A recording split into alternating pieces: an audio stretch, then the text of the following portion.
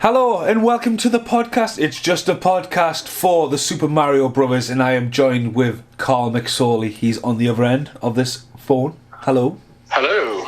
Right, so we're going to press play almost straight away on 3, 2, 1, boop. Super Mario Brothers on Blu-ray by Second Sight.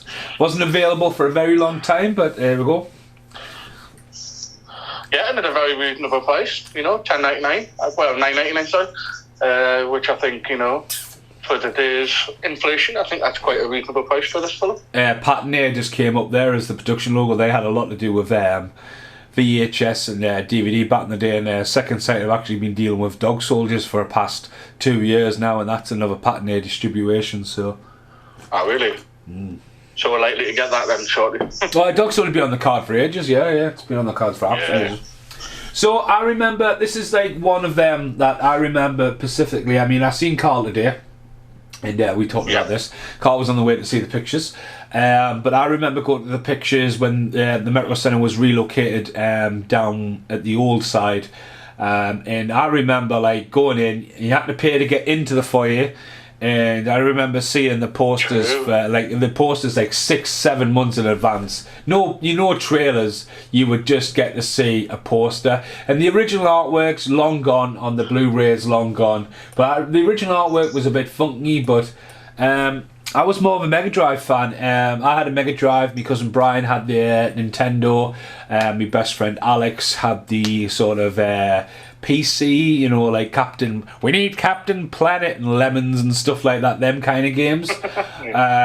And Brian obviously had Super Mario's, and we always used to play that. So here comes the movie. All over the place from what I read and the conspiracy theories about this movie, isn't it? Well, yeah, I mean, all over the place. It's definitely the tagline of this film. Maybe not official, but definitely up there. But I mean, it is what it is. I mean, I think video game movies are forever cursed. I think it's like a lot of stuff today. You can only do so much on screen in live action. But, I mean, this had a hell of a cast, you know what I mean? This had, like, Bob Hoskin, Dennis Hopper, got John... Leguizamo. Aye, that's the one, aye. So, they weren't cheaping out on it. There was a good attempt at doing something that was quite unique. But obviously, like I say, I think most people would be mostly upset about this by the fact that they used a name. If you release this film today, not today, but when it got released, but by a completely different name, would it have done better or worse? I mean, to be honest with you, as much as this gets a lot of hate, this was very early ground, because this has got to be one of the very first video game films. Yeah. Even like Alan Silvestri, I mean, he did obviously a lot of music for like Predator and all that, so he's a big cheese as well. But like a couple of years later, we got Mortal Kombat and we got Street Fighter. So video games were fucking huge, especially like by this time, like Super Mario Brothers was redone for like obviously the Super NES and stuff. And like there was a few television shows, but it's kind of like, what was the story? Well, it was just a platform game. Do you know what I mean? It wasn't. I mean, this was definitely. Yeah, I know that you were rescuing the princess. That's all you needed to know. Yeah, and every idea you had like a Bowser and all that, but like obviously like this was designed more to be for an older generation. I think licenses towards films. I mean, don't get us wrong. This is where these were probably trying to cash in. Teenage Mutant Ninja Turtles. Was huge. It's one of the biggest independent movies ever. That was based off a cartoon, so like that kind of gross money, boom, that's where they were trying to probably get with this. And don't get us wrong, this has a cult following. It's either loved or hate. I personally remember wanting to go to see the pictures, and I tell you something I also remember about this. I mean, the Blu-ray menu screen has "Everybody Get on That Floor, Walk That Dinosaur," which I like, you know what I mean. But that wasn't the theme song to this movie. The theme song was "Hocus Pocus" by Roxette, which doesn't even appear on their double greatest hits album. Do you know what I mean? Right. So even like the theme song, the tie-in, you know what I mean, was just not there at all. That baby looked like the inside of it, like a pork pie. that jelly that just a little bit off-putting. But yeah, totally, I agree with what you just said there.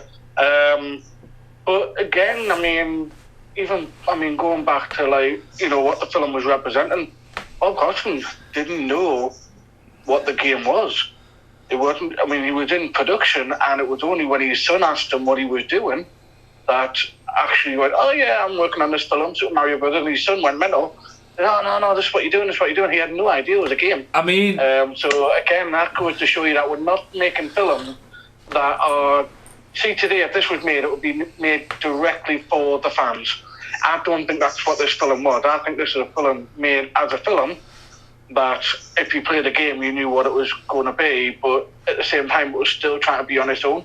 Well, it's the who's who. Say, we have to make sure this gets mentioned. That has to be an Easter egg.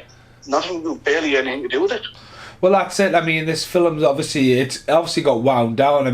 I'm sure Dan did a review of this and I watched, and I'm sure, obviously, I heard that the directors got fired because it is a couple directing, which bloody hell. Yes. James Cameron and his ex-wife, they're the benchmark for pulling Aliens together. So it wasn't like a weird thing for that to happen. Especially, if you meet somebody in film school and one wants to be a director, one takes a producer, and you just work as a team. But this doesn't necessarily transition into good filmmaking. Do you know what I mean? It takes some good chemistry to be able to do it. I think in the more modern day, the Russo brothers, they do quite well. As I can attest to you, I could never in a million years work with my brother, especially on a pressurized system like this. So it is a lot to ask, especially from a couple. Casting wise, Bob Hoskins obviously massive in his time before the 80s in some very creepy dark roles, but for me personally, yes. Roger Rabbit was a big one for him. Obviously Hook was a couple of year before this, but he's English, isn't he? Bob Hoskins is English. John Leguizamo, fuck me, put a pin on him. He's meant to be Italian. He's definitely he's got to be some kind of Spaniard because he can speak because he's in Chef and he speaks. Yes. He's great at lingo, but what I think he's absolutely one of the greatest actors out there, John Leguizamo, because he was about to explode. He was in stuff like The Pest. But obviously he went on to be in some serious roles like Summer of Sam. He was the clown in Spawn. Constant worker. He had a nice role in John Wick as well, so again taking a bit more of a serious role, because I think he was not in the context that we see him, but I think he was close to becoming like Jim Carrey of his time. Yeah. He was such an animated character that everything he did was so goofy and silly. Worked, don't get me wrong, but I feel like he was able to kind of navigate himself a bit better. He was. He did a little bit more than just being the goofy character. Well, he did. I think one of the biggest transitions for him is when he played Mercutio. Was it Mercutio in not Mercutio in Romeo and Juliet? Oh, yeah, I know you. He wasn't. He was Tip. Ah, fuck me, man. Begins with T. The bad guy. I'm gonna have to Google it. It's on the tip of my tongue. Alan Rickman played him in the original. Not tip out. But that's it. He was, he was everywhere. Now, also as well, Samantha Mathis, who is at the time had been in Pump Up the Volume with Christian Slater. She's been in quite a lot of stuff over the last couple of years. She was quite. I don't think she ever boomed past the mid-90s. I think she dropped off after that. She's been in quite a lot of films. She was in Broken Arrow again with Christian Slater, but also these two actors here, Rocky, who's been in a lot of stuff like Platoon, but also Fisher Stevenson, as in the guy who's blacked up in Short Circuit. Alright. Obviously, he's not blacked up, is he? Didn't he just have the accent? Shut up, man. He is literally when I was a kid and watching Short Circuit and Short Circuit 2 and this, if you had said he's in that, I'd be like, where? I was that guy from Short Circuit's in nothing. I was shocked that that's the same actor. I'm gonna say he's just American, isn't he? It's not like yeah. Because he's from Chicago, you know, so... I mean, as well, checking messages, the fans, the introduction of Daisy. I think it flows well. I think recently me and Britt watched Spider-Man 3, and that is a 101 of script writing, just how much you can get in and just the pace, and it's so obvious. But like this, I think this, like, it doesn't try to cram everything in, even though it's got a lot of fucking information to chuck at you to set this up. Yeah. Because it's very grounded in a way. And forward thinking, because he just complained about $3 for a bottle of water, which is pretty much where the future is heading. I'm surprised they got an endorsement for the bottle of water. Yeah. But I mean, like I say, the film itself, I mean, using practical effects, obviously, they try and do a little bit of everything in this film. Like you say, they throw a lot at you, but even in the concept of the film making of it, like I say, they've really, I mean, is it CGI? It's got to be CGI later on. There's definitely, I mean, they used weird computers. I mean, at the end of the day, they had Nintendo backing it really for what the, you know, oh, we need some special effects. So Nintendo would have been maybe protective of it. I think they'll probably a fish out of water. I'm sure that, you know, like a lot of people were sniffing around, especially if you look at the documentary. But I think what had happened was I think it was an independent producer who, you know, flew over to Japan to get the rights to it. You know what I mean? It was still a very, like, I mean, video was definitely at its height at this time this was made.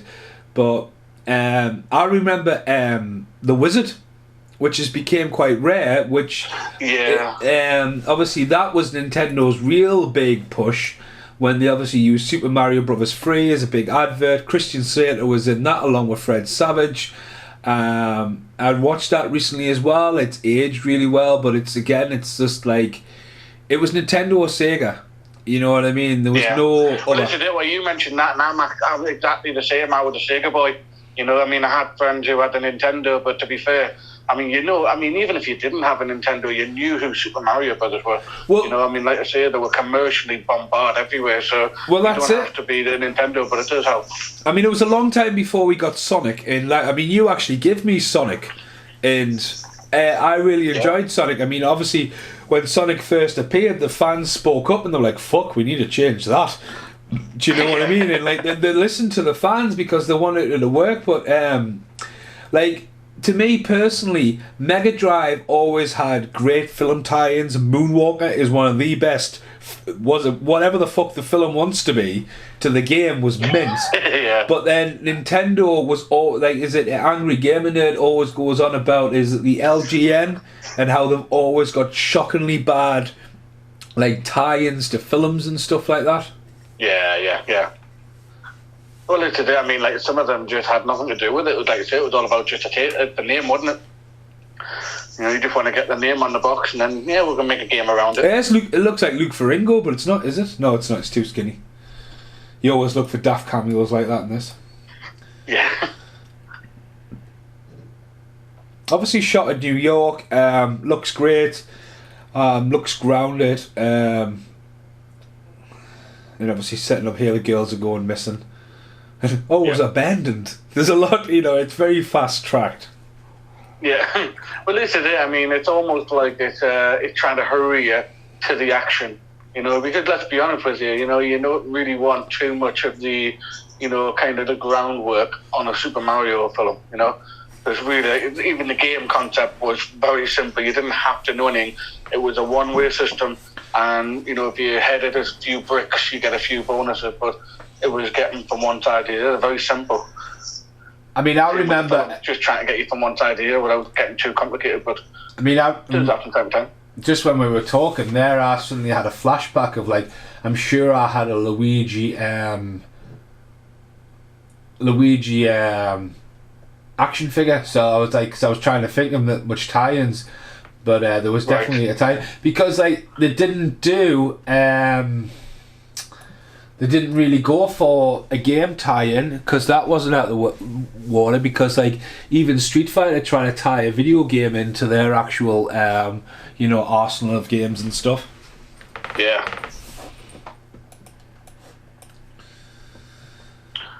And there it is, the love interest immediately. You gotta have a love interest, don't you, of all things. Oh yeah. I mean, the idea is. But again, I mean, she's representing Princess as close as you can get, Princess Peach. But at the same time, it was always infamously Mario trying to get his leg over with her. So it's interesting again how they took that and just kind of went with it. Yeah, because like you can only ever play a Luigi if you were playing second game, wasn't it? As well, and like they weren't too far away from each other in the original. And, yeah. Well, actually, the first Nintendo sort of system I ever bought was the GameCube, which didn't sell very well, but I actually loved it. But one of the first games that I owned with it was called Luigi's Mansion. Yeah, that was a really popular. The second one took off quite well. I think he holds his own as far as an individual playing game, but yeah, it was always very much a Mario. I mean, I remember as well, like.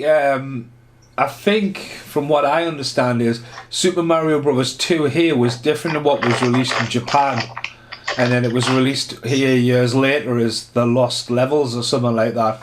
Right. Because like back then, loads of games and loads of films, like I don't think anyone, like, unless you lived it, a lot of people don't realise, like, back then, like, there was so much released in other countries that we didn't get here. Or like was out in Japan, or was out in America. Together, yeah. DVDs, games, and all this kinds of stuff. It's like it just didn't make the light of day in that. You know what I mean? And that's the great thing about like new companies like 88 Films and 101 Films. They're trying their best, like Second Sight, to like preserve these movies. But even like Second Sight, you would think that this would have landed on a more primer because of like the name alone.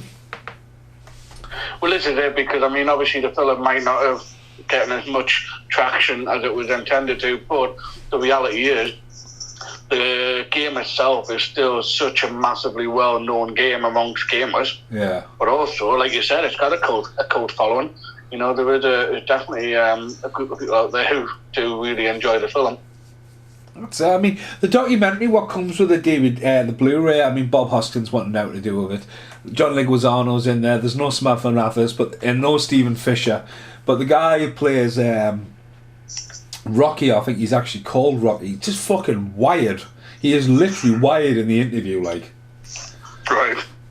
I never got that. I always find that a little bit off-putting when, you know, if an actor, I mean, don't get me wrong, it's like, just how I've explained Bob Hoskins' involvement in the film, it wasn't that much different with Dennis Hopper either. I mean, he just did it for the paycheck.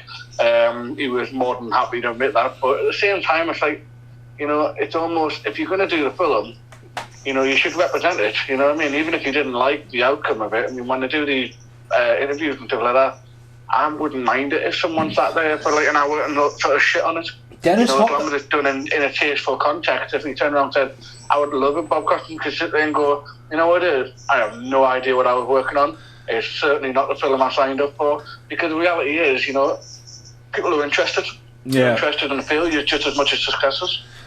I mean, it always gets to me. There's a yesteryear documentaries or something on YouTube, and I tell you what, the documentary they put out about Hook alone was like, fuck me. And you get the Hook Blu-ray and there's nothing on it. And you think, fuck, where's all that footage gone?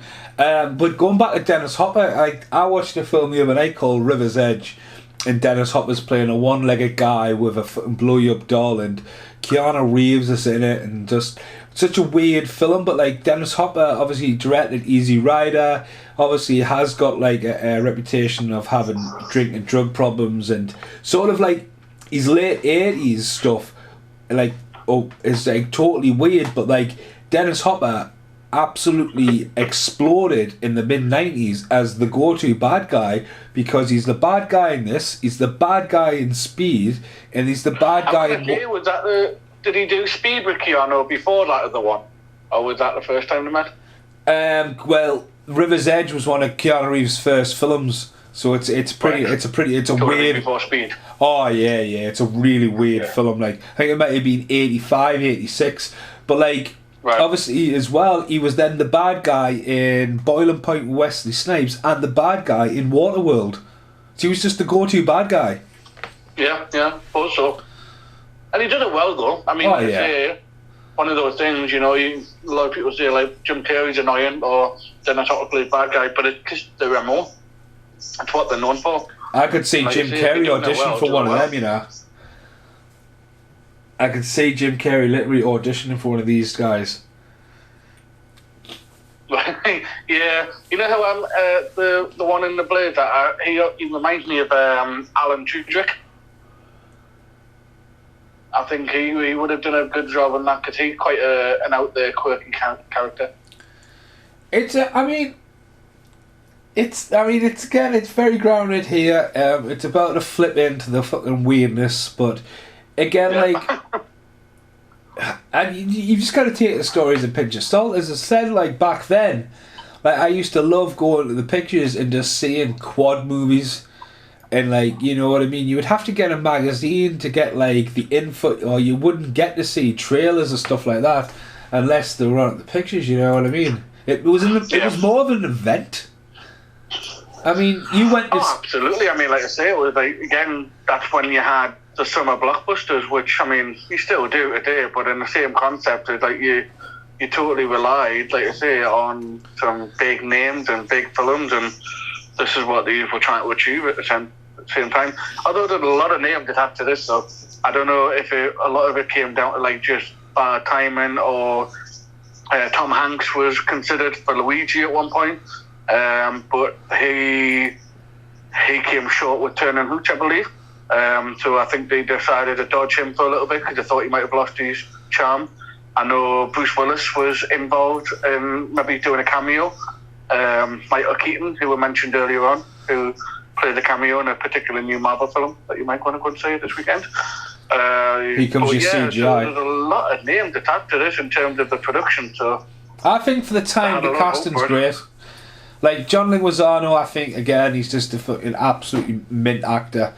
That's quite scary, that facial thing. It is, isn't it? Because it's terrible, but it works.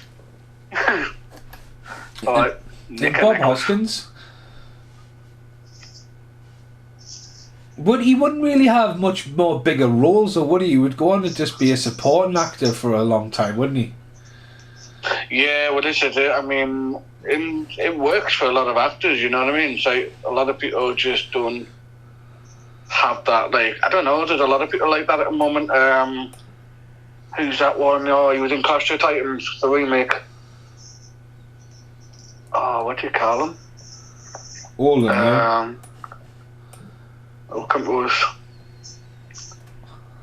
Sam Worthington, that's the one. Oh, yeah. He's kind of like, in Hollywood, he's kind of like the guy that you'd expect to do well.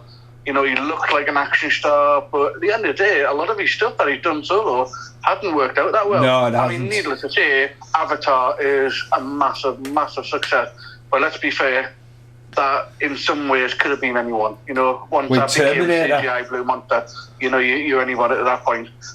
But yeah, some people are just not going to make it to the big show on their own.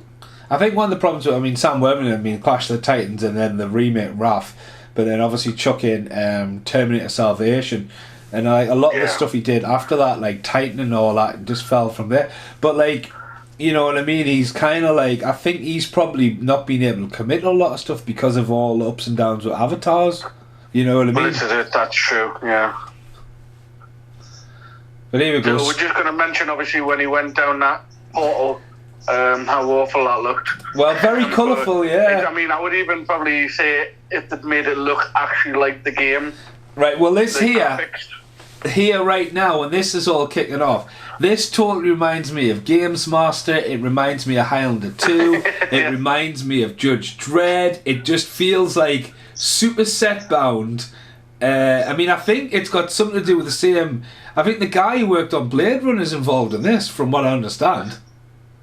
This could also be a shot from Total Recall as well. Yeah, totally. There's another one. Yeah. It totally screams. But like that's a Blade Runner shot, that, isn't it? Yeah, yeah. Take away the Cooper sign, that is a total Blade Runner shot. But like from what I understand with this is it's just a small little town. I don't think they've got the whole world. No. It's just like an alternative world of Brooklyn. Yeah. Well, that's it, and that's the American way. We need to change it, but it needs to look like America still. It's just absolute carnage as soon as they get there. But I like the effects, you know what I mean? Like the special effects was awful, but I love the practical. You know, this looked like a fun set to work on. Oh, I mean, don't get us wrong. Like the CGI hasn't there, but the practical effects are spot on. Like, 100%. But here comes all the fucking. I mean, there's the dinosaurs creeping out. Yeah. So I'm trying to, I don't know if it's happened yet, but I'm trying to keep an eye out, right? Because I was looking up before we came online, and I had a look. Apparently, Bob Hoskins broke his finger at some point in this film. Oh, but apparently most of it's bandaged, but he just painted it pink. I read that one. He breaks it. It's on. It's when it's not long when they're giving her a lift, and John Leguizamo puts the brakes on, and the door slams into it. Yeah. Ah. So that was a genuine action. It's actually in the film. Like, yeah. Yeah. I'll never forget those lizards in the big trench coat. It'll forever just be like ingrained in my brain. Well, the thing is, I think whoever came up with the lizard in the Amazing Spider-Man movie had something to do with this, because it looks like the same fucking lizard. Yeah, same thing, innit?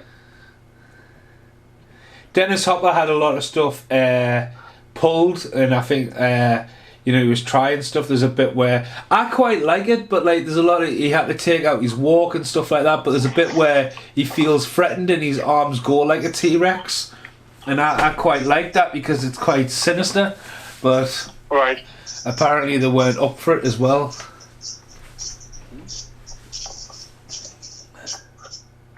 She's famous as well. Who's she? Someone. Someone Shaw, I think. I'm not sure, but you know what this also reminds me of here? Demolition Man, when they're all in the underground. Yes. Absolutely. Let's have a look at you. Fiona Shaw. What have you been in? You look very familiar.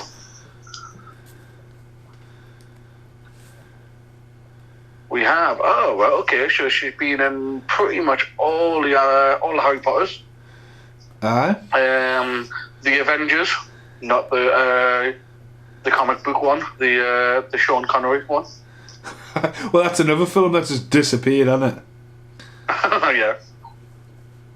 Well, to be honest with you, someone had mentioned it. Obviously, for those who don't know, I work in a costumed environment, and we all wear like kind of suits and bowler hats and stuff like that. And one of our, let's say, slightly older volunteers had said to one of my colleagues, "Oh wow, you look just like one of the Avengers." And just the confusion on his face. I mean, he's 20-something, so he has no idea what he's referencing. And I just stood in awe. It was just so funny because you could see like the cog going like, "How do I look like an Avenger?" You know, it's just like I'm wearing a bowler hat and a 3D suit. It's totally Demolition Man. This, like Wesley Snipes could be looking for River Phoenix right now. River Phoenix, Absolutely. Sorry, Simon Phoenix. All the same universe. I see there's a lot of interactive extras, isn't there? A lot of these extras are earning the money, aren't they? They're doing a lot of very distinguished things around. Was it made in England? I shall find out for you. Probably Pinewood Studios in London. Yeah. Let's have a look. Did you know? Nope.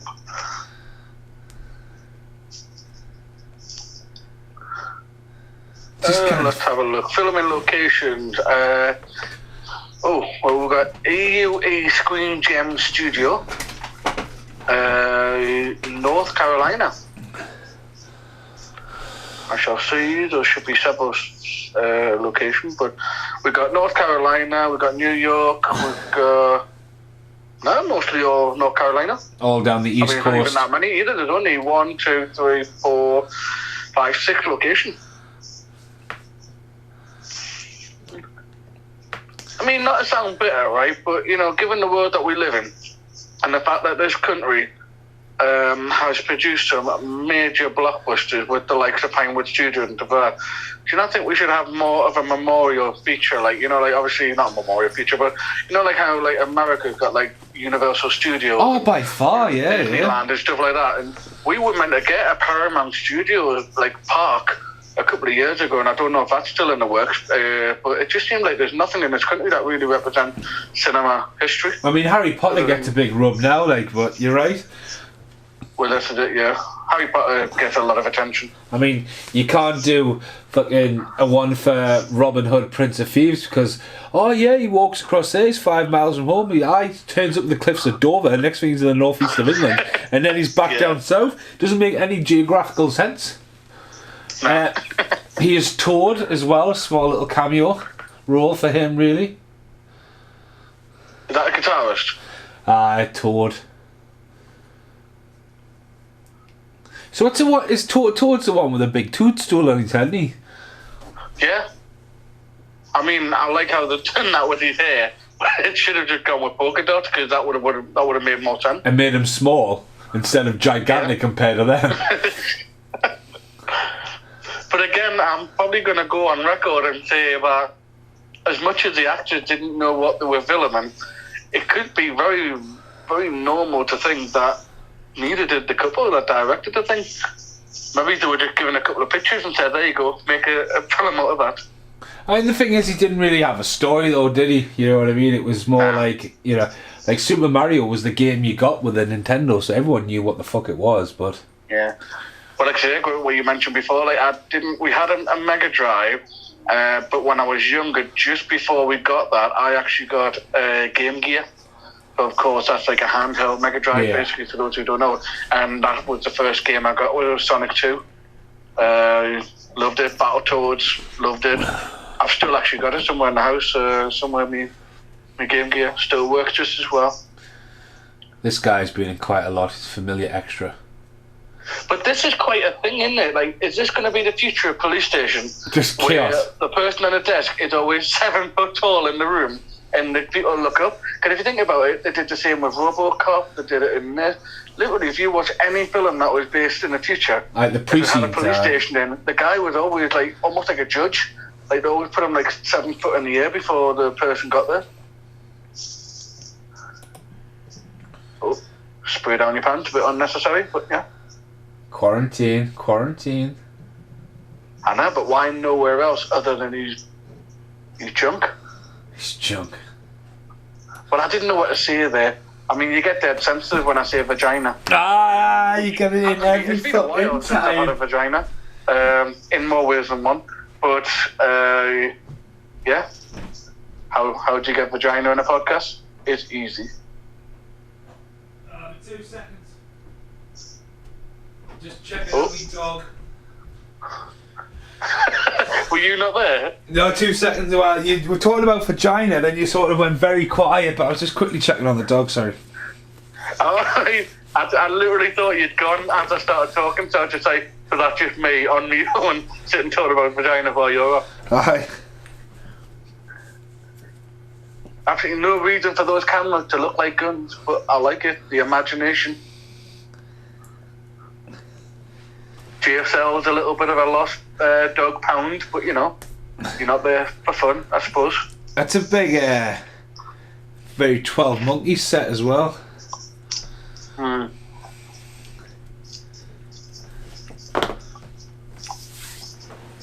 Right. The Toad. Did I tell you the other night I wanted a pizza and it came and it had meat on it? Happened again, man. Again? Same place. Jesus Christ. You might want to give him a ring and just give him a heads up. Well, that's the last time I ordered from them. Oh, well, that's it. You lose customers then, don't you? That's it, man. It's the same shop. Like I say, it is a choice, but I can't lie, mate. If someone turned up at my house with a piece of meat on it, I say thank you very much. Mate, if you lived any closer, I would have went and knocked and dropped it on your doorstep. Yeah, well, that's true. Now we're finally meeting the bad guy. Obviously, we've seen him a few times, but obviously Mario and Luigi are finally in the same room with him. That's it. He didn't like to touch hands. I mean, it does. It does flip. It does flip. At the end, where we do get like a big raw, you know what I mean, and like they use Nintendo super guns, don't they, to get him? Yes, yeah. Well, of course, you're gonna have some product placement. Not as much as the wizard, where he's the power glove. Yeah, the most failed product. I don't know what's better, the fact that feels so tremendously well, or watching the Angry Video Game now, you know, actually review it. I mean, don't get us wrong, like, it's like one of those things where at that time they were like really trying to push for it. I mean, look at Lawnmower Man. And there's another film that screams Lawnmower Man 2 when they're like the set down and they all feel like, you feel like there's a roof down on you all the time. Do you know what I mean? There seems no natural sunlight with it. Yeah, I mean, the first one, is that still, would you class that as a cult reference? A cult classic? I think... remember watching that and not having any clue what I was watching. I was probably way too young to watch it, but it was one of those late night TV films that I started watching. And still, I can remember most of what happened, but I still remember like it being such a weird sci-fi out there kind of film. Well, it's a Stephen King book, isn't it? Yeah. But it's... What is it? Yeah, well, that's pretty much his MO, I suppose. So it's probably due for a remake, that as well, like, so... I've just read, apparently, allegedly, due to drinking on set, John Leguizamo was hit by a car, breaking his leg. You mean John Leguizamo? You can see the cast in some shots of the movie. So he's got a broken leg, and bloody Hoskins has got a broken finger. Well, we're in cast in the film. The guy who's just stuck the heads up, can write it. He's in quite a lot of movies. He's in Biodome and stuff, the guy behind this computer. Alright, yeah. Did we do Biodome? Yes, we did. We had to really force Paul Ray because it was. I completely erased that from my memory. I think you mentioned this in the last podcast that we done it. I think in my head I was like, I mustn't have been invited to that one. But then it's there somewhere in my mind. But I just thought I've completely eliminated that from my brain. Well, that's it. I mean, with the podcasts and stuff, I think Biodome was one of the last ones we did before the third lockdown because you have to do Biodome while you're in lockdown. But it's weird, like, because sometimes I'll get comments on some of the commentaries on podcasts. I don't even understand what they are. Do you know what I mean? Someone will be, oh, such a... I'll say, like, what the fuck are you talking about? Have you even did a commentary for that? We've got some nice animatronics going there as well. I quite like that, especially for the time period. It's a nice set. I mean, his head as well. It's just, you know, like it's screams like the action figures now as well. I'm sure they did a run of them as well. But as I say, it's like it's weird because obviously they've got really naught to do with a movie. Do you know what I mean? They're just a very clever.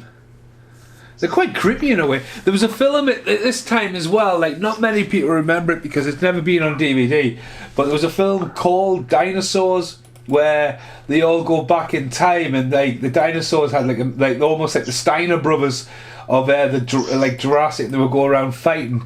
Do you ever remember that or not? Nah, not ring a bell to you? Nah, I'm trying to think there, but yeah. You know what? There is another one. It could be the same. No, I don't think it is. There was another film I remember watching that was dinosaur related, and I still couldn't tell you what it was. It was like, you know, the TV series Dinosaurs. Yeah. It was that kind of costume. Yeah, I think that's the same But it was thing. like kind of, and it had two like kids in it, like two live action kids. I can never remember what that film was Just called. I type in, remember thinking it was type in great. dinosaurs movie now, and it'll be that movie. Have a look. I bet that's the movie we're talking about. Possibly.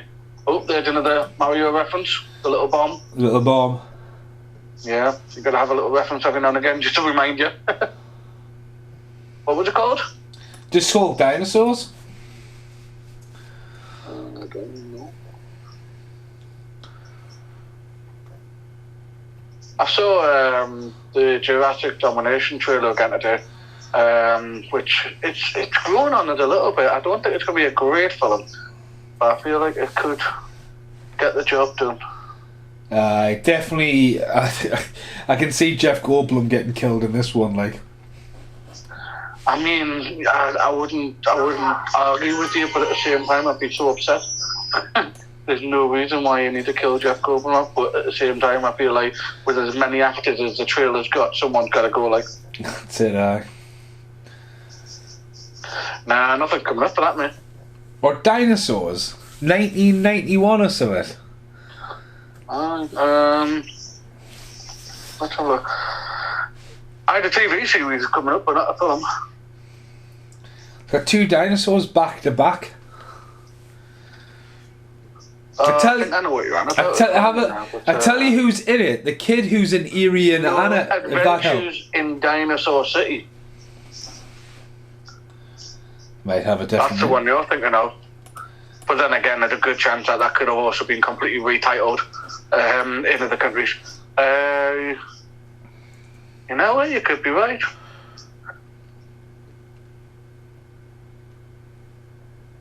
Just having a flick through there, but... As they escape on the fucking electric car. Hey, forward thinking yet again. The fucking beast of it. Like, that's what I need on for the snow around here. That's another film reference that we could make into this universe. What was that? Death Race. That could very much live in this. That's right. Running Man as well, I suppose. Anything that was made in the 80s that was meant to be in the future. Yeah. Just covered it, didn't it? Death Race is like, to me personally, I think they should have waited with Death Race and made a better sequel, because like Death Race 2 is a fucking prequel. Death Race 3 is in between 2 and 1, and then the new one's not even Luke Gloss, and it's just got messy. But like, I love the presentation. DVD though, didn't it? Sorry? The first one got cinematic release, but everything else went straight to DVD, didn't it? Oh yeah. But it's, I mean, it felt to me when I look at it, it almost feels like it's the Kickboxer kind of franchise, the Universal Soldiers franchise. It just became even if it makes a penny more than it costs, we'll make it. Oh just, yeah. To say that we did. That's the power of DVD. I mean, like. You don't see many films now getting like made just for Netflix as a sequel, do you? Yeah, true. Although that's another one I watched the other day, which I got an early screening of it. I think it's out at the end of the month. The Lost City, Sandra Bullock and Channing Tatum. Yeah. It wasn't a bad film, but to be honest with you, it screamed straight to streaming. Isn't Brad Pitt in that? Probably shouldn't have gotten a straight to cinema release. Isn't Brad Pitt in that? Yeah, he has I would call it an extended cameo. He did it for a considerable amount, but not like a lot. Yeah. Like maybe total 10-15 minutes. But it is like a bit of a part of the film, so I wouldn't necessarily say it's a quick cameo. Not like Deadpool 2. Which I love the fact that Brad Pitt's doing that, by the way. It's just like he literally has, like, to a certain degree, not that I wouldn't say he doesn't care, but almost like he's just not taking his career that serious anymore. He's just doing fun things, like when he turned up, but when he co-starred Once Upon a Time in Hollywood. I mean, that's probably one of his better roles in the last 20 years. That he just looked like he's just having a good time playing. He's not trying too hard. He's not trying to develop anything. He's just saying, I'm going to come here and have a laugh. I mean, the last month I've been doing The Good, the Bad and the What the Fuck's for Bruce Willis, and I've done 20 films. And obviously it just got announced yesterday that obviously he's retiring. And it looks like he's been smart enough to obviously make millions just by, because he's £1 million a day, Bruce Willis. And there's me. So do you think, just before you go, do you think that he's known about his health for a while? Yes. Do you think this explains why he's done this many films in the last, say, 5 years. Yes, because at the end of the day, if he was going to do another Die Hard film, you could say it's going to take 6 months to a year, all round, because one, you're going to have to make the fucker. Two, you're going to have to tour it, the press release, right? So fuck that all out the way. He does about 5 or 6, like maybe he's even 10 movies. He's £1 million a day. But didn't he the last one? The one you mentioned the other day, didn't he only do 2 days? 2 days and got paid £2 million for Cosmic Sin. Fuck me. But like, at the end of the day, Robert Rodriguez said it best. He can turn up and he can just fucking nail it, man. Like, he walks in, he's an action star, and the stuff in his 90s is mint.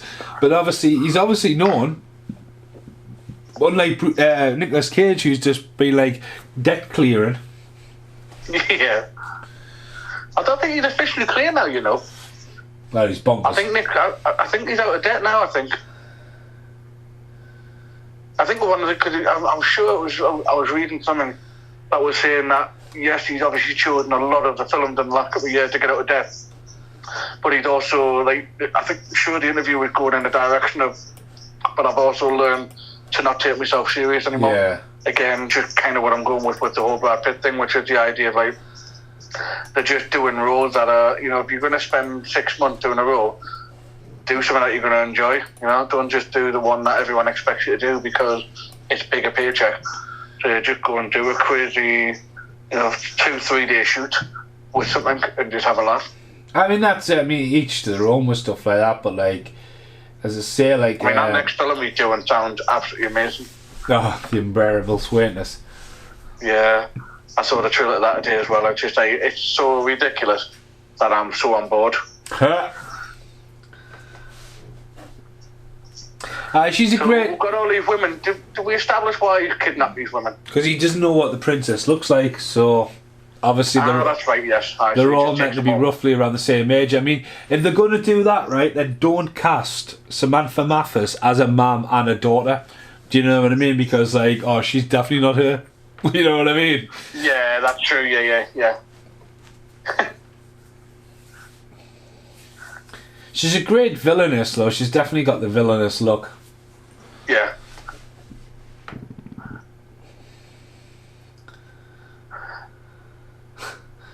That fucking hairstyle. I mean, what even is that on both of them? We were talking about the other day. I said, like, I'm probably getting quite close to cutting my hair. Obviously, for those who don't see me, I've got quite long hair. And I was like sitting there the other day going, you know what it is, if I do eventually just do it, because the last time I did, I was just like, I woke up one day and I decided I was cutting it. Didn't even tell anyone, and I just got literally skinhead. And I just turned around and said, you know what it is, if I get like a nice charity system going, I might just go with the most ridiculous, like kind of just go like mullet or something like that just for a couple of months.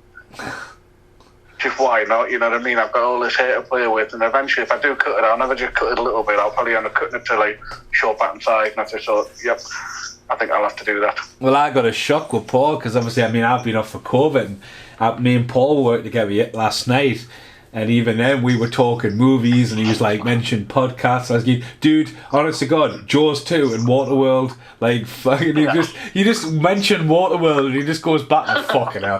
But like, I walked in, and Paul's got like Corbin Dallas bleached blonde hair, and I was like, so what now? He does that. I think we should do Waterworld, but I also think we should do like an almost documentary style video about the journey of Waterworld. You know, let's be honest with you, we're talking about a film that is all like end of the world, lost in the sea. And I'm not saying that we're lost in the sea, but, you know, from the beginning of saying we should do Waterworld to today, the world's been through some shit, like. It is, yeah. I mean, at the end of the day, I mean, if you look at it, we were talking the other day, because obviously when we were filming the additional stuff for Bloodsport with Sluggy, and we can talk about it now, but like, obviously the original podcast was me and Jack, and obviously me and Jack started it because Jack at the time was living quite far away, so when we were together, we love, like, we always watched films ever since we were kids, you know what I mean? And then when Jack couldn't, like, because Jack couldn't really commit, and like, don't get us wrong, I like doing the podcasts. I think being able to do a podcast on my own, it's something that, you know, it takes a lot of time. especially to waffle on for that much, but that's just that's how it goes. But the introduction of Paul and then you was quite good. But we had stuff like Big Dave, and we always knew Big Dave's was going to be limited because of lockdown, and we also had Matt Davies, and if Matt Davies listened to this, Matt Davies was just like, right, we'll do it, then he'll just wouldn't appear, and then we bugged Casper for ages, and I think the only other person we've ever had on was Sluggy, and obviously fortunately Sluggy fell really ill after filming that, so like the cast, they certainly changed, but obviously we even talked about bringing Mark from The Love of Movies into it, but it's just sometimes it's just quite hard to get everyone together. Well, this is it, yeah, and I think it works itself out, because I think you would watch certain films that I probably wouldn't watch. Don't get me wrong, I'll go on record and say I've watched a handful of films that you've strongly recommended, and they have been definitely interesting, but I think like we all have our own interest just as much as the next, but fortunately we just happen to have a lot of interests that also work well with each other. Yeah. Even Predators. That was funny. It was. I mean, that's the thing though. Like, it's a good podcast to do because it was so ridiculous. I mean, it's great. I mean, Jack's still a part of the cast, and like some of the ones where Jack just turns up and he knows that we're doing a podcast, they're sometimes the best. I think the last one wasn't I talking like for like half an hour before Jack went, oh, by the way, I'm here as well. I was like, oh, okay. Here's an interesting thing about the movie, bringing in Yoshi. Obviously, Yoshi became very popular in Mario Land for the NES. He looks amazing. He looks fantastic, but this is going to be an issue with the film altogether.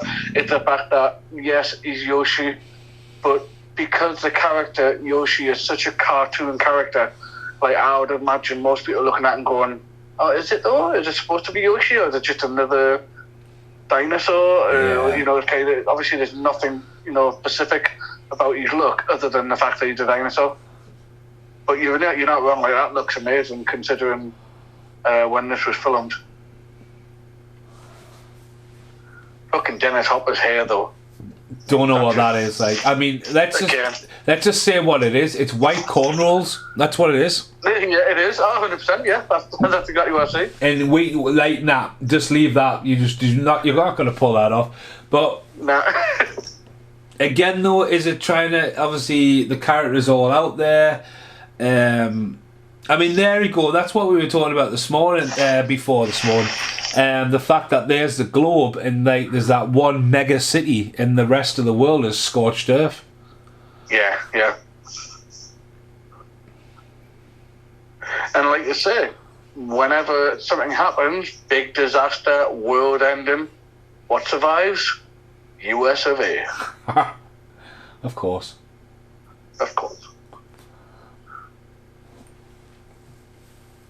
But yeah, I mean, obviously, when we go down to the wire with this film, I mean, again, I could happily say it completely fails at a Super Mario's adaptation into a live action.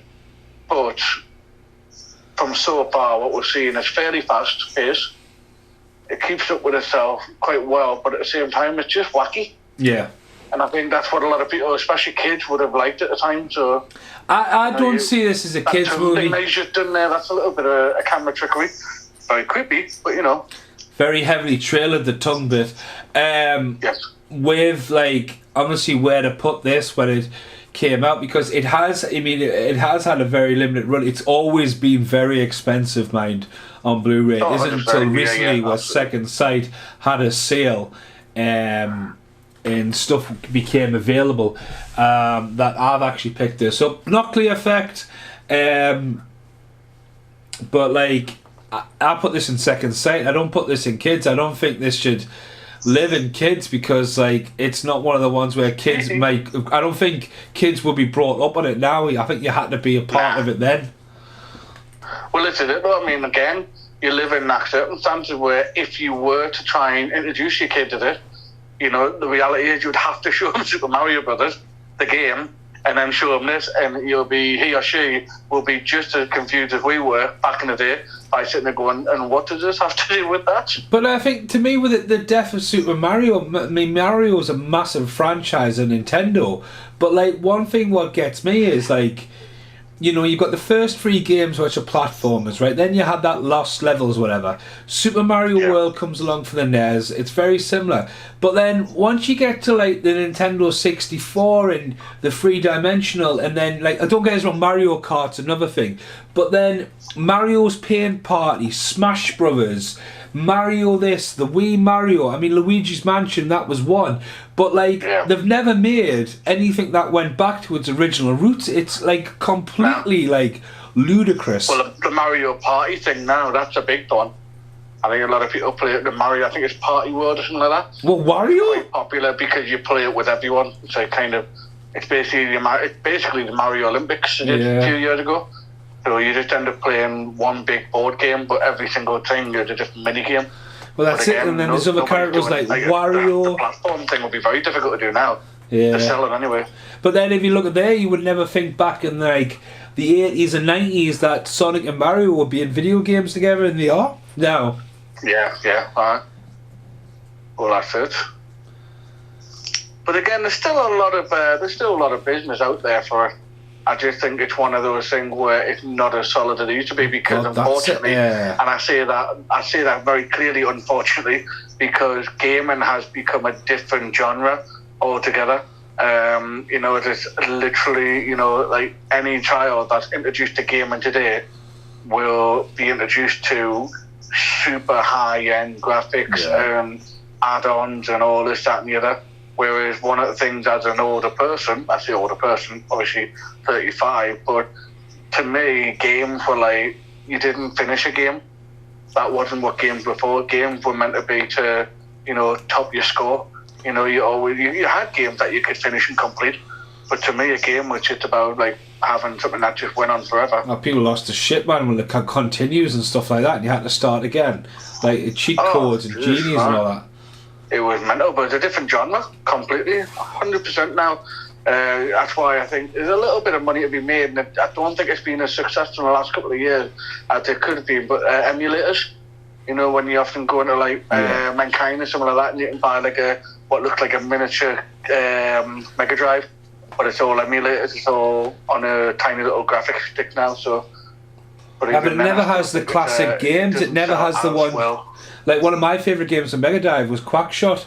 Do you know what I mean? And Moonwalker. Do you know what I mean? Moonwalker, yeah. It was a very interesting shot there before, and it was a massive city pan, and obviously they would have just used, like, maybe it's like a sample shot of Manhattan.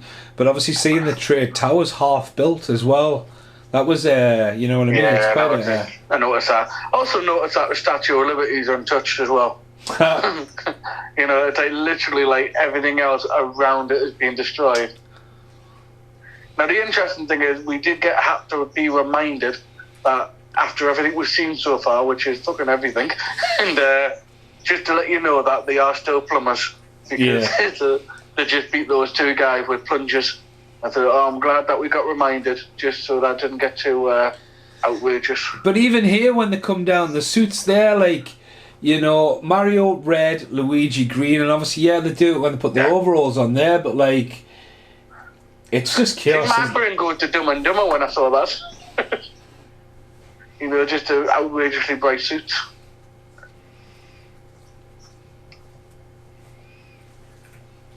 Looks like Wesley Snipes' jacket. Strippers are in fact strippers. Did you see Wesley Snipes' dress for the Oscars, man? That's the kind of shit he was wearing. Proper Davil. Oh, no, I didn't notice him. Did he get televised? Because we know certain people didn't. It was a reunion of White Man Can't Jump, even after we've just done the Money Train podcast. Oh, yes, no, I saw a picture of that, actually. Because they did a few of that sort of stuff, didn't they? I think they did Juno as well with J.K. Simmons and Elliot Page. Because that's one of the things that I think that's the only saving grace with that Oscars, and I think they should continue to do that in the future, is to actually, like, spend time and have, like, reunions.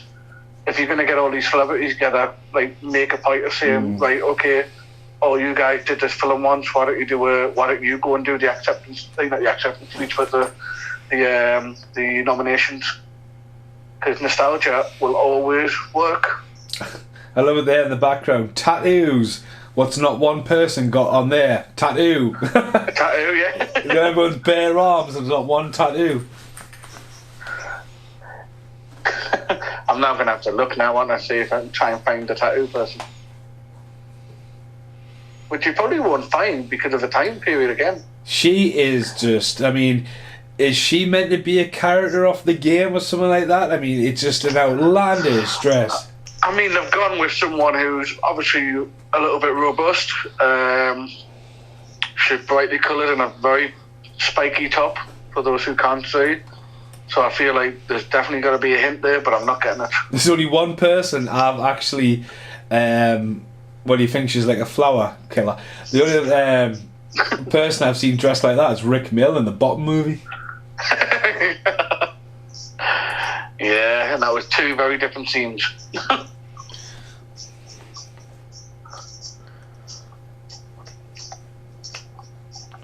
There's a dinosaur walking past there, look at that. Hey, Bob, that's sexual harassment these days. Well, I say these days. It always has been. This is what the Matrix would have looked like on Zion if they'd made it in the 90s, wouldn't it? Aye. John Leguizamo as Neo. Yeah. Oh, I'm a little bit uncomfortable with this dancing.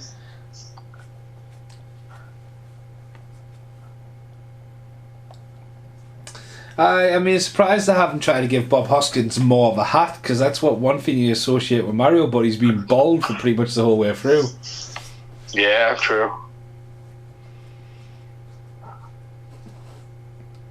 Well, it's pretty cold tonight as well. I'm definitely feeling the chill of this random snow in April.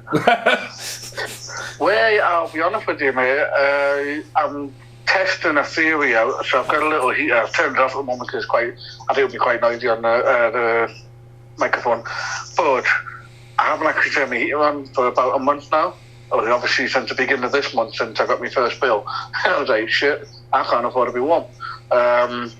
So it will be interesting to see where my bill lands, because obviously I'm using electricity to do the heater, but it doesn't really heat the room up. Well, that's it. I mean, my house is all open plan. There's no real doors, the doors, but like the kitchen, front door, living room, everything's one big space, so absolute nightmare to keep hot. That's it. I mean, I don't even have the heating on the end room, and it's always brassic in here anyway, so. Yeah. Right, I've seen no tattoos at all. Now, I've seen a woman with a big fake tail, which is an interesting choice. She was in like a bikini, but like she had a big pole dancing. I'm trying to figure out, was it a fake tail that she was wearing a fake tail, or was it meant to be a real tail that just looked very fake? So now they get the boots, which obviously the whole jumping. Yes, becomes a big part of it. Bob didn't deserve that help. He used and abused that woman. See, that's a classic case of headbutting the bricks to get your little bonuses. I mean, they have to chuck a few things in, like, but. Oh yeah, I think it's gone so far the other way that it's almost like unusual to see something that was an Easter egg, we'll call it. Now, interesting that they've changed the dinosaurs' headgears. So throughout the entire film, all the lizards look the same. And if you notice, these ones look different. Yeah, these have got more of a snout, haven't they? Yeah. Back in that good old garbage truck again. Yep. Well, back in the day, that's how you got away in the 80s, isn't it? No matter what film you're in, there was always a garbage truck coming past, and you always thought, yeah, that's not going to hurt at all. It's like in Universal Soldier Return when Goldberg jumps off and there's that really bad sound clip and it's just like, oh shit! You get like Van Damme just pulls forward. Now this is quite, well, oh fuck. But it's quite a nice payoff who it is, because it turns out to be Lance Henriksen. Yeah. Who just turns up for a favour paycheck. Well, this is it. It's always comes in handy to owe a favour. And it makes a difference, because like you say, it's a nice little... It works well as a scene, but it also...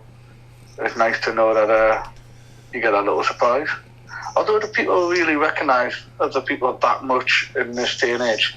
And I think people went to cinema with an interest to see in the film. It was never like, oh, that's him from such and such, or that's him. You just saw them as characters. Well, that's it. I mean, they don't have that celebrity status yet, have they? Well, I mean, Lance Henriksen. We see it today in the modern world. Well, that's it. It's like a flash in the pan now, though, isn't it? Consistency, I think, is a really good thing. And tonight, like I say, going back, I can tell you absolutely nothing about Bob Hoskins. I know he's a good actor. I know I've liked him in most things, but that's the extent of my knowledge with Bob Hoskins. Whereas at the moment, obviously with current news, I know way more about Will Smith's marriage than I care to know. Fucking hell. It's fucking Matt Riddle. Pizza guy. Yo, bro, you want pizza? I think was that a Nintendo gadget that he was holding there? I don't think so. It was a gun, but it looked very Nintendo grey. I don't think it was either, but I just thought, I wonder if they're just building things to look like it now. I know pipes.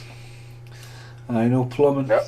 I think from what I remember with this, I think it's a big old abandoned factory from the documentary, and I think they just took it over and just made it work for the location. Very set bound, I think, from what I remember.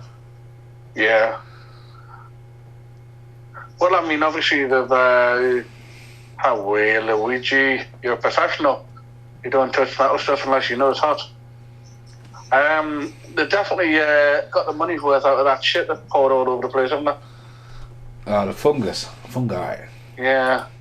I think I've been literally in every single scene since we started the film, in some way. My granddad was a plumber, and he used to work for a water board, for like all his life. And I don't remember him being like a full-time plumber, but obviously like the bench I build out in the backyard, that bit of wood, it's actually from the water board. There they are in the suits for the first time. And I still remember going to help them one day, and they were down by the Gill Bridge, obviously where we filmed the Goonies as well. But like well up in the backwoods, and I remember going down to help one day, and they'd been digging for days for pipes. I think it was to get to one of the farms that had a clog or something. And I just remember them spending all days like digging here and trying to follow the pipe. And I remember they even had like a little JVC tractor, and I remember it running over. And they actually discovered the manhole cover while I was there. Oh, really? Yeah, it's all about the pipes, though, isn't it? Now it'd be metal detectors. There'd be an app for it, but then they would just, you know what I mean? There's a pipe here somewhere. Now, this may be a little bit of a weird one to say, but remember in Men in Black when everyone lost his shit over the fact that the elevator had a two-way door system, and this did it years ago. I remember people going, "Oh, that looks really weird." Having going because obviously Will Smith plays on it. He steps into the elevator, and then obviously he's waiting for the door open, and then the door actually opens behind him. Well, they like that in the Metro Centre. Yeah. Not that you would know. I was walking the wrong way. The Metro Centre, you. Well, I mean, I'm a trendsetter, mate. I don't go the path worth travelled. I do my own way. I mean, this is pretty stupid, but like... Oh, I mean, the fact that they're still gone undetected is ridiculous. But we do have a couple more variants in heads. There's a really skinny, snake-looking head. They're quite thin. Apparently this was all improvised by them anyway, this bit. Right.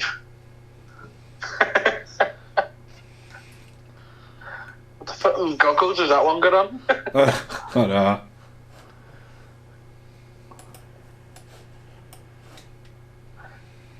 I mean, it makes no sense what we're doing right now. What, this podcast or what they're doing? A little bit of both. No, what they're doing, it's just like, I don't know, what. I mean, it's just ridiculous. I'm going to try it one day, just go near it and just start slowly swaying people. I mean, this goes back to him being Toad, but now Toad's a lizard. Do you know what I mean? Yeah. It's like, well, what the fuck? Yeah.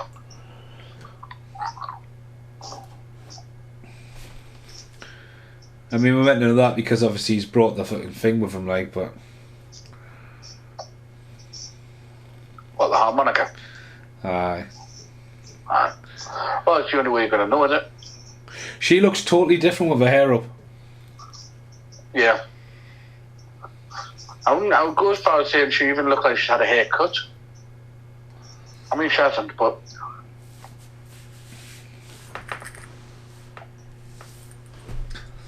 I mean, if that was now, Yoshi would have totally been CGI'd and probably looked shit. Well, it's all about the eyes, isn't it? So I think they would do the same thing with Sonic. I think they would try and do it as realistic as they could, but there'd also be like an actual character in the eyes, whereas obviously at the moment, he's got like doll eyes, like just death.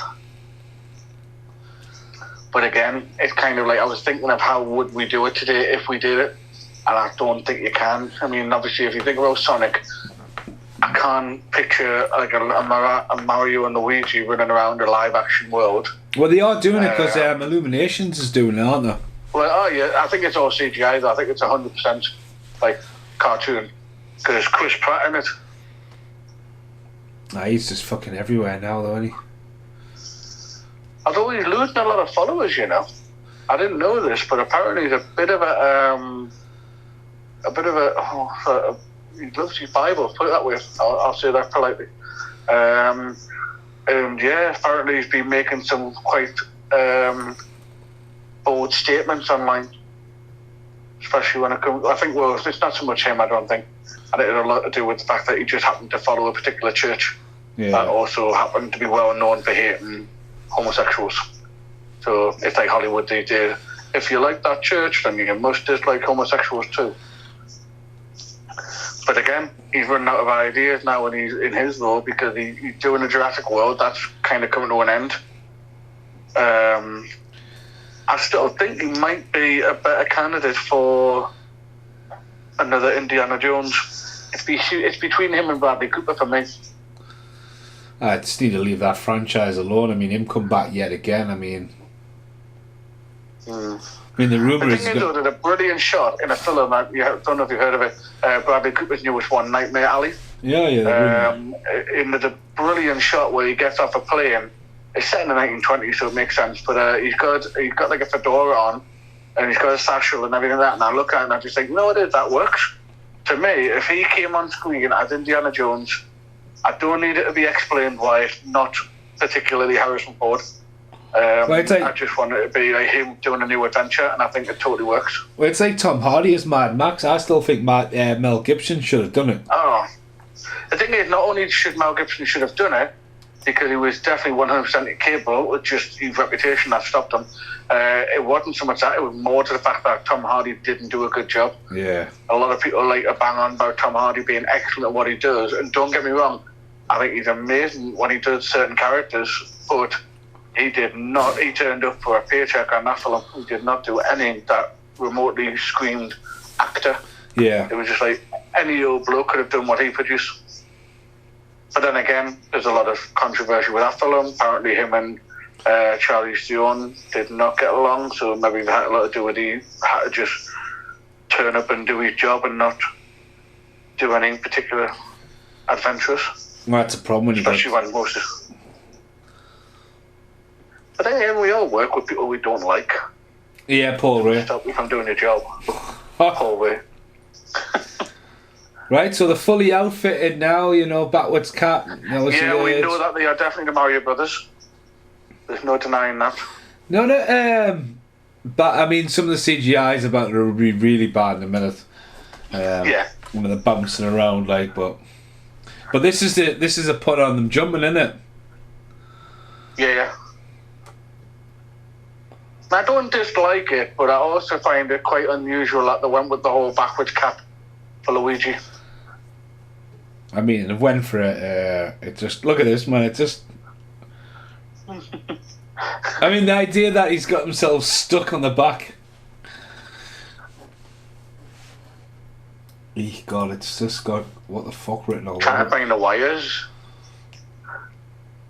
Oh no, there it is, huh? But this totally looks like something out of Games Master. But oh, that's CGI there, man. Oh, here we go. Oh. I think it looks awful from what I've seen, but have you seen any of that new Games Master? No. Yeah, it's an interesting one, because to be honest with you, the concept still works, as we just suggested before. That game and it's still massive. But, I mean, you're not going to turn around and say, Games Master, how can I get extra lives on this level? It's like, you can't. Games don't work like that anymore. You'd have to pay for it. Yeah, because you pay for DLC. I think like I said the other day, the problem with Games Master and stuff like that, it's like magazines. As soon as they go into print, they're out of date. Yeah. Like games wise, there's too many people doing game reviews and like Games Master, like it's paid placement, isn't it? Do you know what I mean? It's essentially an advert, and like there's too many like. I mean, games is weird, especially on YouTube, because like they don't really care about copyright for like share. They really like push to share it, but like I don't agree with kids who go on just for like game rage and all that. That's fucking weird. Like, but I mean, it's out of control these days. I mean, don't get me wrong. I'm not gonna lie. I have found myself chuckling quite a lot at some YouTube videos when it's been like clearly some grown adult thinking, how can I wind this kid up as much as I can? I'll delete his entire Minecraft.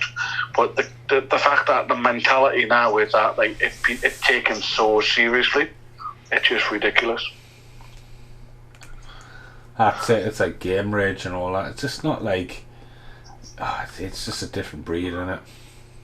Yeah. So that was an interesting thing. That's what she's got. She's basically got a gun, but rather than being touchscreen as we know today, it's literally using the same technology as the gun from Nintendo. So she's obviously pointing the red dot on the screen, which, you know, again, you can't, you know, kind of blame them for trying something like that. No, we There's just another mushroom. listen to the fungi.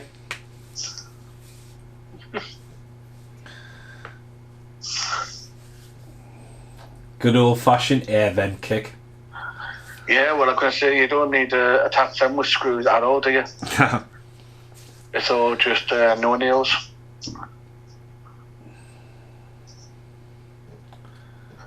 So yeah, I should probably establish that when they jump down the vent and then bounce back up. Yeah, I'm pretty sure I died there. Shouldn't man, you haven't died yet. They would have saved you. Nah, I mean, like I say, there's like, I don't know, just like the whole idea of jumping off there. I mean, I get vertigo, man, mate. I do not do heights. I don't even know if I'd ever make the jump. I'd still be sat in the corner just going, I'll be around any minute now. I'd rather face the extreme blizzards. Pretty funky. Which isn't a bizarre room, though. Like, the concept of this design of the room is something out there.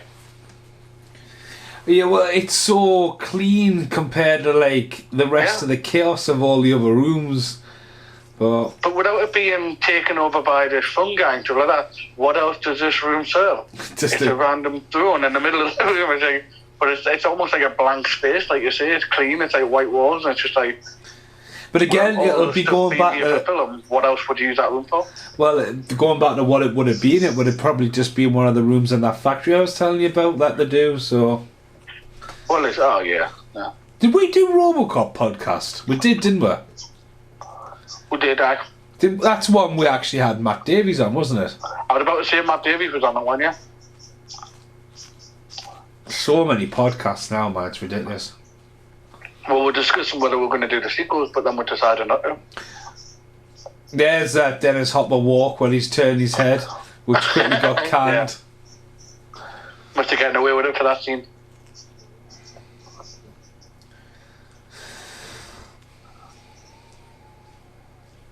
But Dennis Hopper, though, apparently he was down there for almost triple the time he was meant to be booked there. But like when people say that, right, at the end of the day, if you go down, right, and it's all overtime payment, you're just hanging out, you're waiting, you're living out of a hotel and all that, unless you've got a reason to get back. But if you're famous, you're just living it up, drinking every night, living in hotel rooms.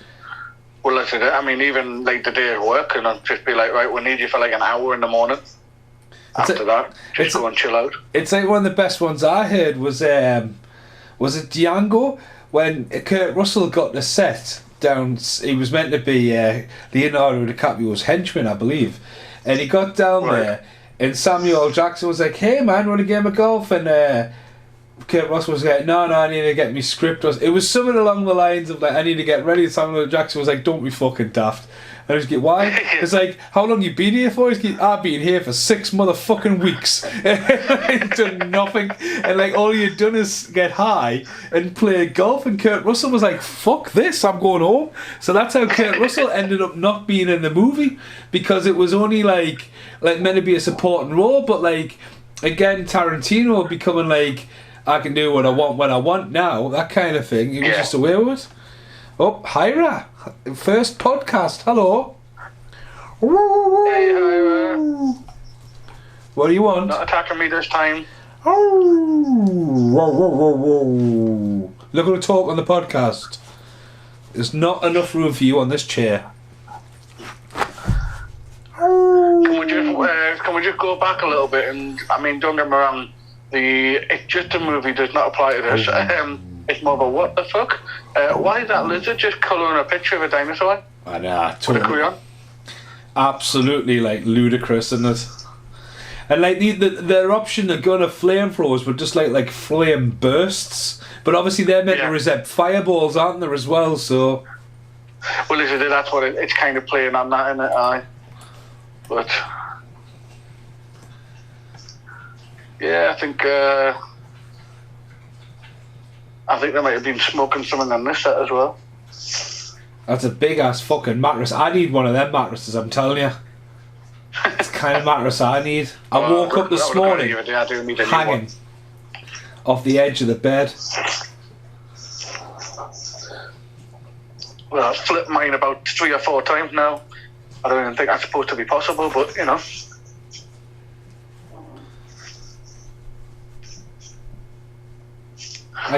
Dennis Hopper, he was definitely a one of a kind. Like, I couldn't pinpoint where he was from though. If he said to me, "Where's Dennis Hopper from?" and I'd be like, I would even question if he was even American. But you know what I mean. But like, they go whereabouts. Oh, right. I'm watching now. Like, obviously, where he is, like geographically, yeah. I mean, he was also in True Romance around this time as well. You know what I mean? He was in a lot.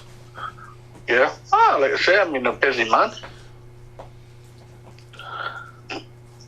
I mean, this is a whole. This is their attempt to go down the tunnel, isn't it? I think Arnold Schwarzenegger even got a look into this. Did I tell you about the time out like this? Just looking at this tunnel right here, how ludicrous it is. I remember like it was very early on when me and Britt were going out, and I think we'd went out and got hammered. And I had this nostalgia to go back to Wet and Wild, because I totally like I hadn't been for like 15, 20 years or something. Do you know what I mean? And like we drove, or like Britt drove us all the way to North Shields and all that, and I was fucking hanging. We went through the time tunnel, and of course, like when I'm going through the time tunnel, I'm fucking waffling on about daylight, and we got there and like it was just not what I remember. It was minging, it was dirty, it was just grim. As soon as I walked in, I was like the lazy pool used to float around the rings. Yeah. People are walking around it because there's not enough rings. Like, well, what the fuck's really? This? And the first thing we did was go all the way up, and we got on like a double double inflatable ride, and fuck my life, mate. We went in this tube, and I've never had a hangover sucked out of us so much. Like her screaming, and we're flying down. I thought I was going to vomit. I was going to say, like, I think I went. Actually, I went. I think the time that I'd went was quite early days when we went in Wilder Village. So it wasn't that long ago, was it? Oh, it was like early 90s. It was a big thing when it was Because I remember when we went, it was kind of the new thing. Even like the kamikaze was like, I mean, now it's probably not that big, but at the time it was just like, it was one of the tallest things on the planet. But yeah, it's one of those places where it's like, I'm not quite. I often forget exists.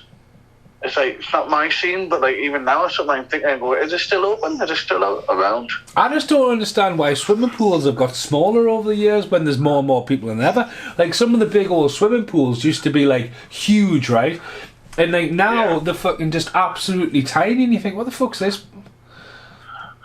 It could be a cleaning thing, potentially. He comes, the Cooper, he's coming. He's gone into the... Would you got a little bit of nod with the bullet as well that he put in the boot? Well, they were gone. He's got his flamethrower, and he's about to get... here comes the guns, though, isn't it? Yeah.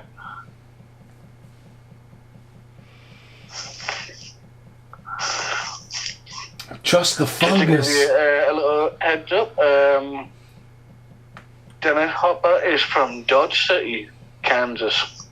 Ah. Pretty cool place to come from, like Dodge City. And bless him, it wasn't that long ago since he passed. No. I think one of the films he was in was The Last Ride. Years, but still. I think it was The Last Ride. I think one of the last films he was in. Right. I mean, this is again to establish like some of the Goombas and all that were couldn't get them. They were flying around in that. Again, it's like they've put elements of the game in, but yeah, that was awful. That though, that stone falling for like way too long. I mean, she almost gets a double death here. I mean, she gets absolutely annihilated by a rock in a minute. It's almost like she's called Cyrus the Virus. Nobody died like Cyrus the Virus.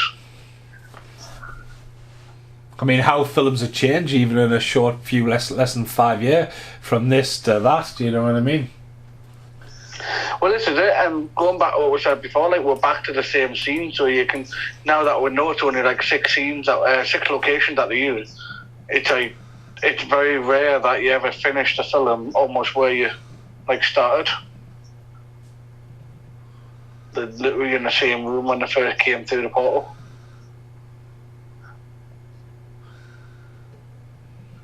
Some rock star taxi, that like. Again, it all feels like there's no sky in this at all. You know what I mean? You don't feel any kind of atmosphere. There's something about it, isn't it? There's no natural wind or anything. It's nah. Well, like I say, it's that Total Recall vibe, innit? Oh, she's got her finger out. Full on hocus pocus here. That's finally coming out this year. That's been in the making for quite some time. Oh, the second one. Hocus Pocus 2. Yeah. I thought they would have held off to Halloween for that, though. You'd think so. And it would have made more sense because obviously the young lass in the first one who played Danny, she just announced that she can't do it for scheduling conflicts. Well, the kid from Erie, Indiana, he's in it, isn't he? But he's like quit acting. Well, the thing is, though, like yes and no, because I think he's probably going to turn up now. But he did a Zoom interview a few months ago, and it was a little bit awkward because obviously he was like talking about how like, oh, it's finally happening, but I haven't been called yet, so I don't even know if I'm going to be in it and stuff like that. So I don't even think he's actually in it. That's unlucky. I build tension. The fucking bomb on a mission. That would have bloody blown out by now.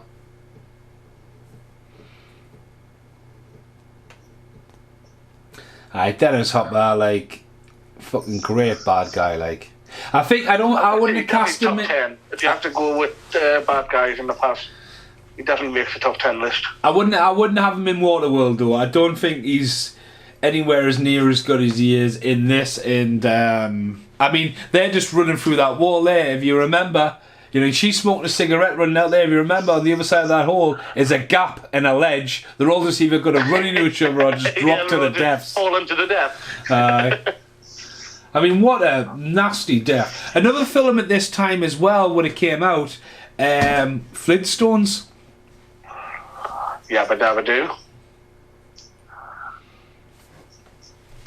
That was a weird one, because I think I enjoyed it as a kid. But then again, it was one of those things where it's like, I'm really watching a film that looks similar to Flintstones. Did Alec Baldwin play Barney in the first one? Are they doing both? No, man, it's Rick Moranis in the first one. Rick Moranis played him in one, and Alec Baldwin. No, Stephen Baldwin played him in another. Stephen Baldwin, yeah. Oh no. Oh, See, and everyone goes on about the Avengers doing that for the first time. Oh, they're snapping in. Yeah. Thanos somewhere, just snap your fingers. Classic Evo Catholic.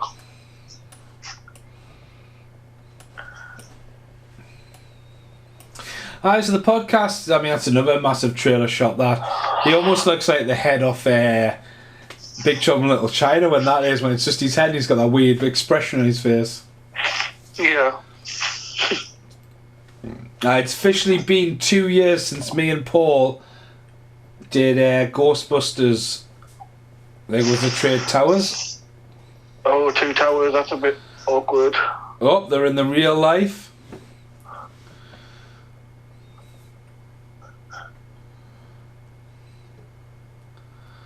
Dun dun dun. But you can see like they're outside now, and like the natural light and all that to whatever there it is. Yep.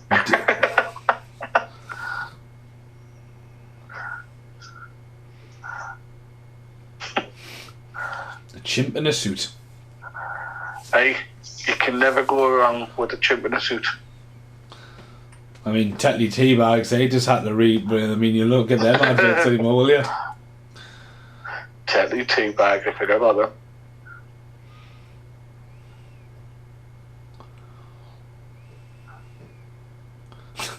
I look at just being absolutely massively spray painted with an extra bit on the side.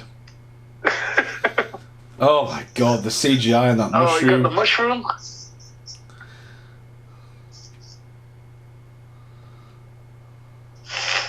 I love how Dennis Hopper knew that they'd pull it out, then shrinks. Oh, it gets messy here, mind. Yeah.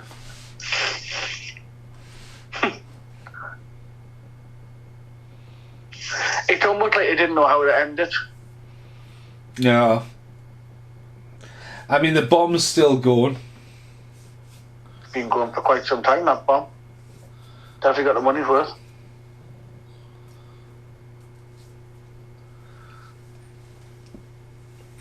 Back to the closed set. Always got his gun still. Because he ends up back in the bucket, doesn't he? So. Yeah. Ah, that fuse mind.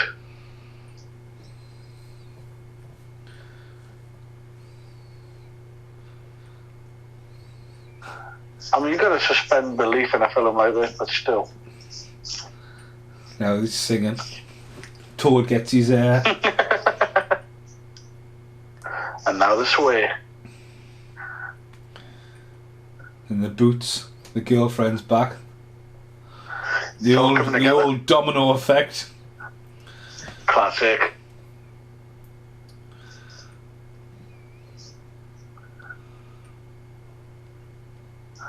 Oh, there goes the tattoo parlour, I think. Aye. New one getting a tattoo now. Bomb's still got it. So you get to blast here, you get a bit of a shot of like a dinosaur face. I think that's really good on his face. I think that like the massive chaining expression. I think that's really, really good, especially when it was made. It really is, considering. There's Reebok on the bottom as Reebok, well. There's a product placement. You say that, right? And it actually, and fair enough, it probably didn't look as much the same, but it looked very, very similar to the same technology they were using in Morbius. You know, when they were going with the whole going from human to vampire. And I'll be honest with you, what I saw today in 2022 did not look any different to what I've just seen happen to him. And there we go, he's the big dinosaur, King Kuba. Which, yeah, he's a big dinosaur, he's in a bucket, and then he turns into slime. I mean, there's a bit there, there's a bit of metamorphosis, there's a little bit of a bit where he looks like the video game as well. Yeah. And then slime. Yeah.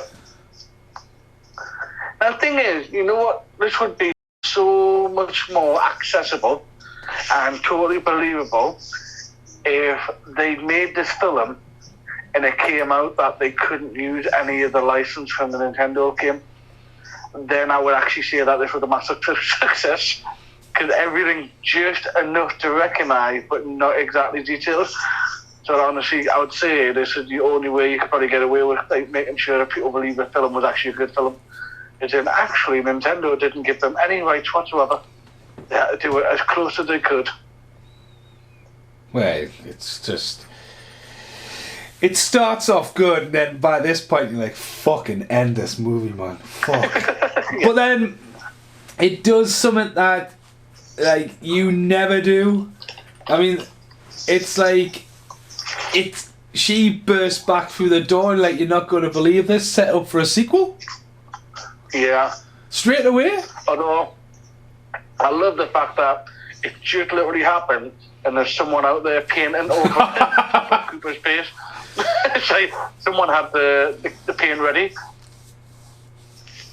Lance Henriksen, he looks like if you said Aliens was less than 10 years before that, you would have went, fuck me.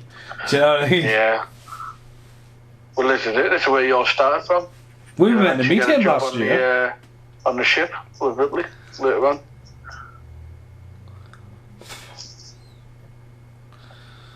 She's got the touch, magic power to send him back.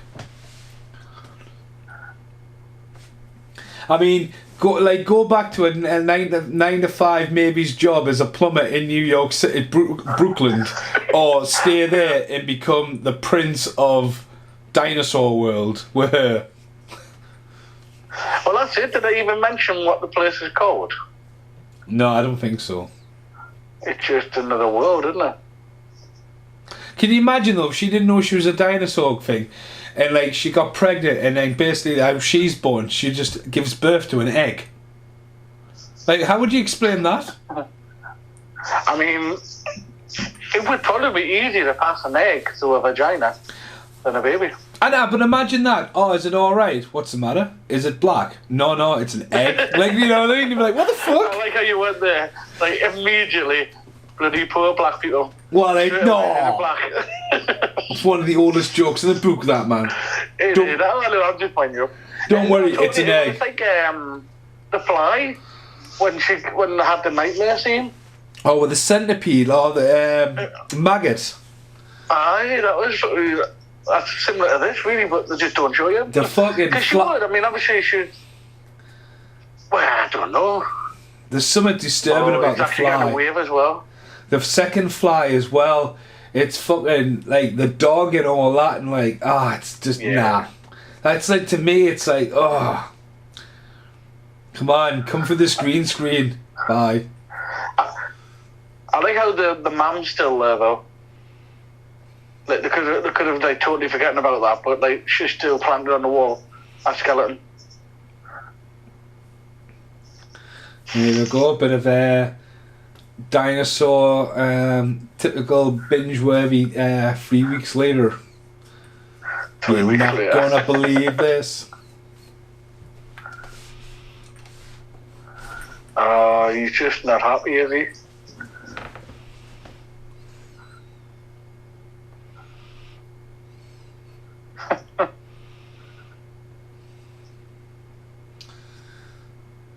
Luigi Mario. Not gonna believe this. I think there's an end credit scene as well, you know. I was going to say, that's what I thought you were going to say there before when you mentioned something that you don't ever do. But no, this bit here, you don't ever leave it up for a sequel. Prayer of the Roll Boys 101. I love it. There you go. Fade and then Roxette. Boom. I love when you do that hocus pocus. And they even get the name checked before any credits. You know what I mean? Like, this is like, Bryan Adams is really successful, make sure we want this. And it's not even on their greatest hits. Nah. See, and everyone's only just learning that Mario is his first and last name. What's your name? Mario? A big thing on the internet lately that everyone like seems to be just discovering. Like, no. Oh my god, look at that. Mario. Look at that. Goomba, Goomba, Goomba. None, none, none, none, none. Imagine that person being a Comic-Con though. It's like, who do you play? None number 4. Which one? Oh, Hyra's back. Hiya. Oh, don't lick the camera. As you do. You're being fed. So I'll let you name it this time. Oh, I mean, for the Mario world, let's go with how many toadstools would you give it? Oh, me. I'm gonna say 3. Like, I've got a bit of nostalgia because I'll always remember seeing that quad poster at the pictures, and just being like a fan of gaming at the time, the hype, you know. I think it's well cast. I think Bob Hoskins and John Leguizamo are the perfect cast for Mario and Luigi. Dennis Hopper. It just really just misses a beat. It's kind of like you can see it being trimmed back. It's very set bound, you know. But again, it has a lot of fun. But then, would it have been better lean more towards family or then more lean towards adults? Because if it was made now and it had that adult twang to it with the comedy, maybe it would have been a bit better.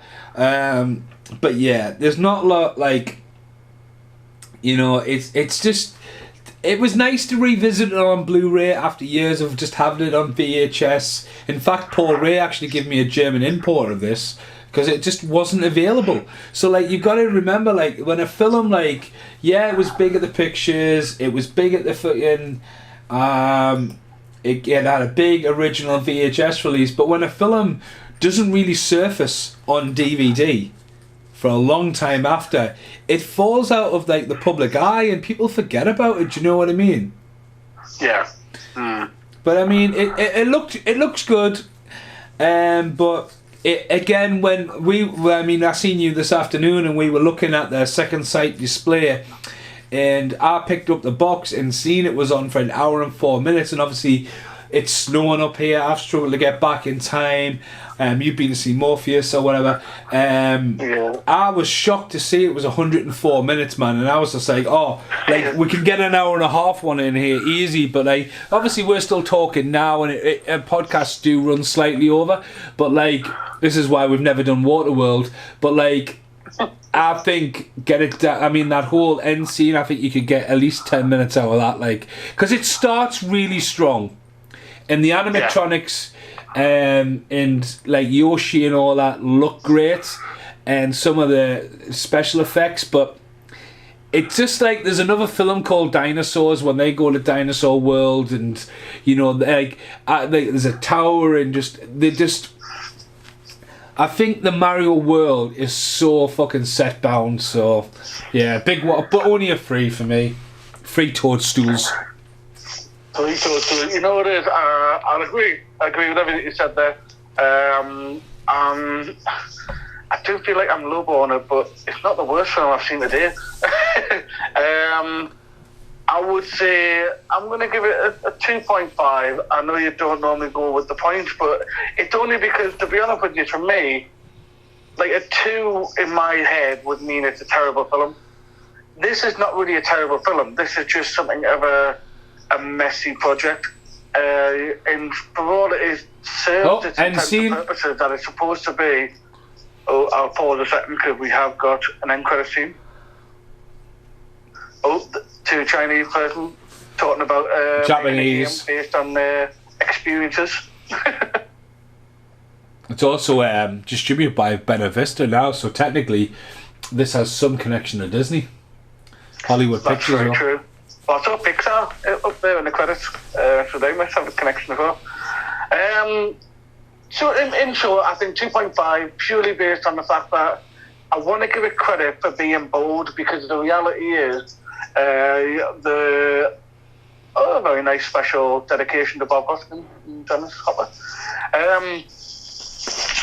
They're out there, mate, and they're doing something completely different. And we're talking 1993. There's nothing out there that's like this in that context. So I've got to give it props to being, bold enough to go with something as wacky as this. I mean, but at the same time, the film itself, like you say, it's a mess. It's nice to have the beginning, because obviously that is a strong start. But it's almost like they didn't know how to handle the world of Mario Brothers. And to be fair, I'm not saying that I could have done better, but you've got a couple of games at this point. They could have definitely lent towards more of the concept of the game. There's not a lot to go on, but it's still pretty going to be better than what they come up here. Yeah. But overall, it's nostalgia. Like I say, would I have bought this had you not said let's do it as a podcast? Truthfully, no, I probably wouldn't have. But also kind of happy I did. It's like I've not ever owned it other than the VHS, which goes back many, many moons. And back to get a VHS, I feel like it did. Yeah, I mean, I like it when we do the 90s ones. I like late 80s, early 90s, because obviously, I mean, I'm a little bit older than you, but not by far, but no. When we do the newer podcasts, I think films haven't had time to look back at them and go, I mean, the trailer's just playing now in the background. It's a hell of a fucking trailer. You know what I mean? Yeah. It's got money, but again, that's these are trailers made because you wouldn't see them on DVD. You might see them on VHS because that was a massive selling point, trailers on VHS. But when you went to the pictures, you need a trailer to kick you in the arse. You don't need 5 or 6 fucking trailers, which are a little bit more. Here's the fucking trailer. Oh, I can't wait to see that, and the hype is real. Then it's a product at the time. But this opened the door for the likes of Mortal Kombat and Street Fighter to come along just a couple of years later, because they both would have been kicked into development then as well. But the lack of video games, I mean, Sonic, if you look at Sonic and Super Mario Brothers, how long's it taken Sonic to do? And Sonic, I think, was done right at the right time when stuff could be done. But there's not many other video games. I mean, Yuri Boyle, he was notoriously known for taking a franchise and dissing out a video game like House of the Dead or Alone in the Dark, where there were just tax write-offs. Resident Evil, there was, the guy, obviously, there was a lot of hype with Resident Evil because it's Paul Anderson, who obviously did not just Event Horizon, but did Mortal Kombat. So you think, it's going to be amazing. And then Resident Evil is just a clusterfuck on acid. So there's not many. Assassin's Creed, not amazing at all. Should have just been left as maybe as a TV series, because that's just too much to put into one film. What other game films have we had? I'll tell you, there is another one, because I was singing this guy praise the other day, because I watched Ambulance the other day, which is Jake Gyllenhaal. And I often say that Jake Gyllenhaal has, to me, probably the almost perfect record in film. I feel like everything he's always done really well. The only thing is, I can always say, and it wasn't a terrible film, it just wasn't good, Prince of Persia. Prince of Persia. Never played the game very much, but I knew based on the film when I was watching it, that was based off a game, because that was going a bit of a different route to Super Mario Brothers here. Every other scene was in tone to what the game would have done. Doom, even The Rock couldn't save that. Doom was like, there's another one. I mean, I'm surprised they've never done a Dead Space game, because like that screams to have like weight. Gears of War. Halo's just started doing a TV series. I never played the game very much, but apparently I think last week, maybe the week before, just started to the brand new series. I don't know what streaming service on, but Halo's just started. So I was just about to say, when he said Dead Space, those are the sort of things that I think would work really well in streaming services. Netflix miniseries. There's not do 6-7 episodes per season. You'll be fine. There's not many. I mean, I think Gremlins. I think all the hype of Gremlins would be better off as it being a short series. But like going back, obviously that one got me concerned. I'm very curious, but it's got me concerned with that whole. It's going to be animated. It's going to be taken from a lot of Chinese and Japanese monster culture. So it's an interesting approach to go with as a sequel, but could work. As I say, there's very few that crossover. You get a good game that makes a good film, or a good film that makes a good game. There's never really like, fuck me, they were both mint. Do you know what I mean? And I think Super Mario Brothers needs to be acknowledged as one that tried to be. I mean, I still think Teenage Mutant Ninja Turtles, even though it's not a video game, just that mass culture of that game. I mean, it was a TV show, it was a comic book. Perfect. I mean, I get in an argument all the time at work because I put Teenage Mutant Ninja Turtles in the superhero section. Oh, it's not a superhero film. Is it based off a comic? It's not a comic. I says it fucking is. Do you know what I mean? Well, it is, but then even that argument didn't have to be based off a comic. The fact is that they are, in theory, a superhuman. They are they're better than us, and they take on one individual bad guy. That, in my eyes, is a superhero.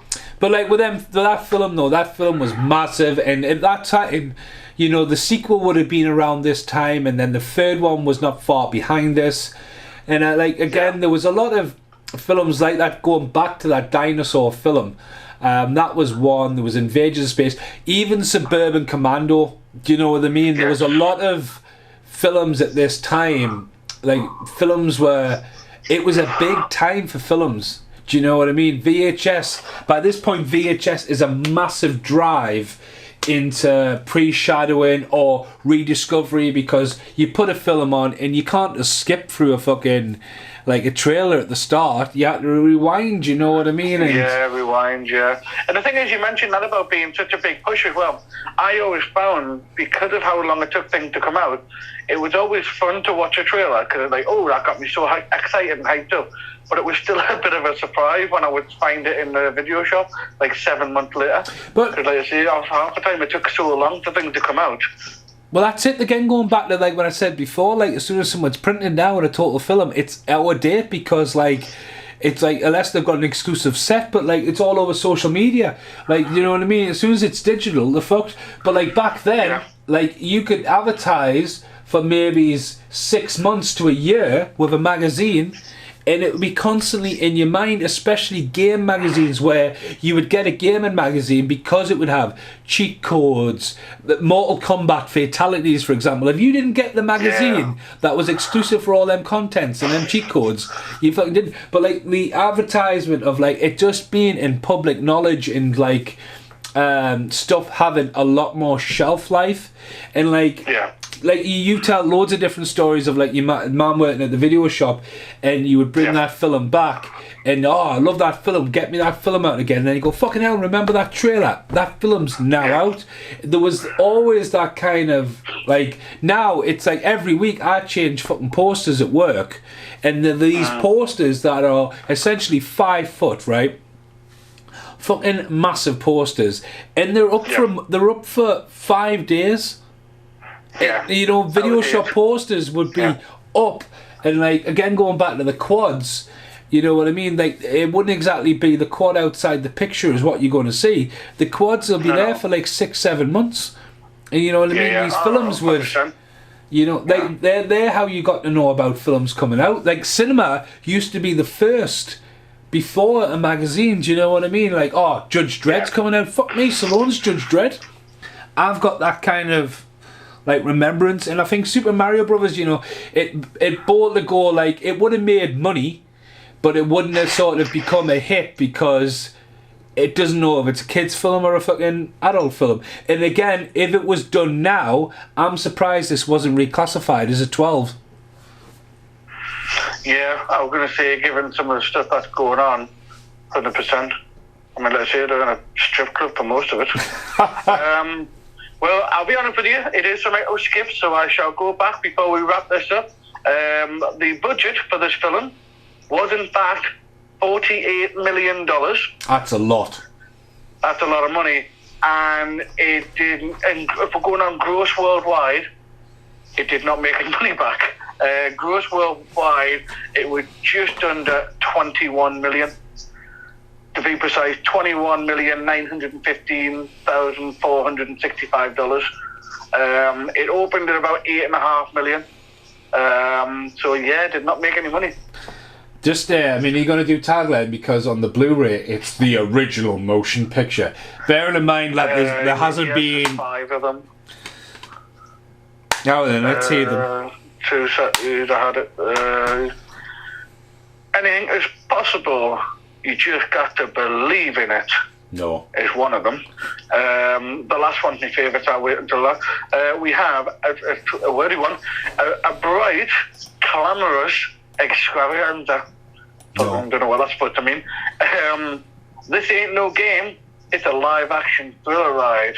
That's like the Turtles. This ain't no cartoon. You know what I mean? That's just a rip off the Turtles. And then we've got just simply, it ain't no game.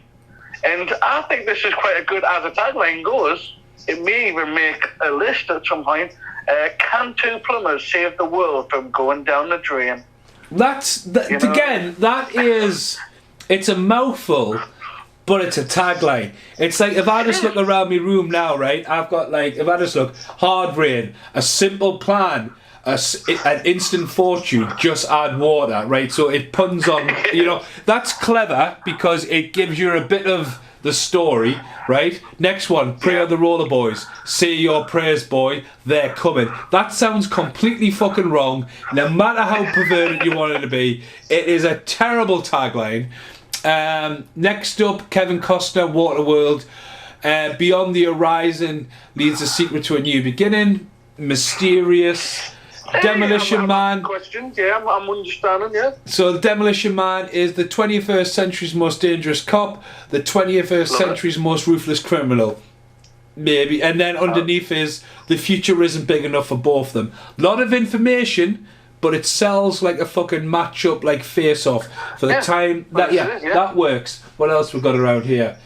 Fasten your snorkels. It's going to be a bumpy dive. Last resort. Nice. Funny.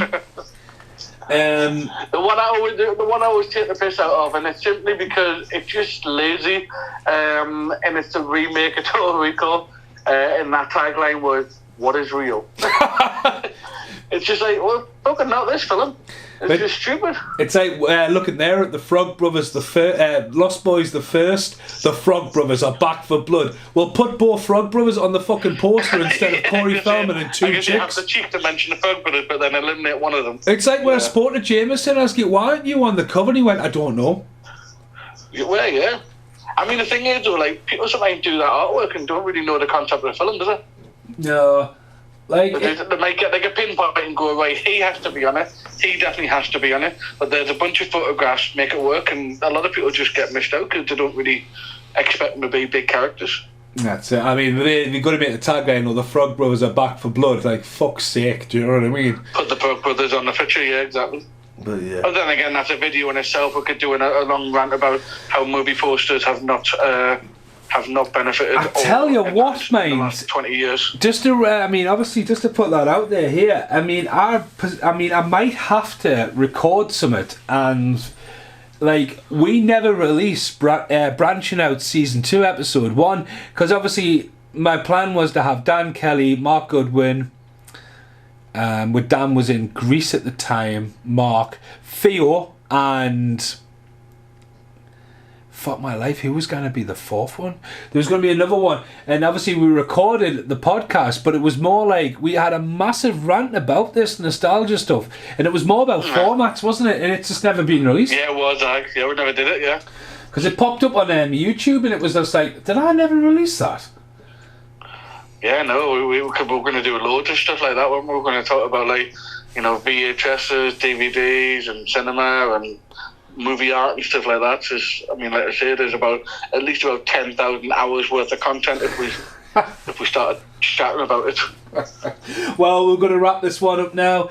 As I say, this is almost like me and Carl are back on it. We're going to have Paul Ray back soon. Sluggy did massively, since Sluggy's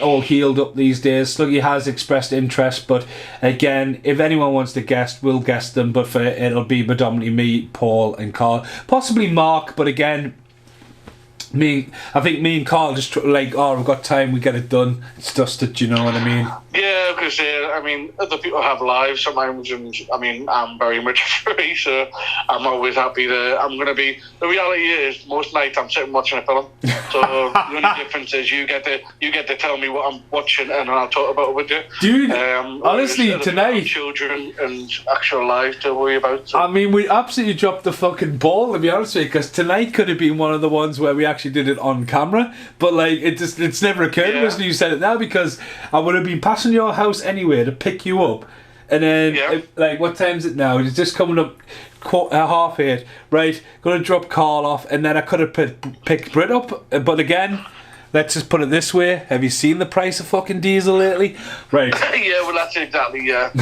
And you just cut future films that we're watching these days, and nobody's done a film like that, have they? Yeah, as I say, I mean, you don't live too far away, but there's no fucking direct bus to your place, that's for sure. Right. No, no.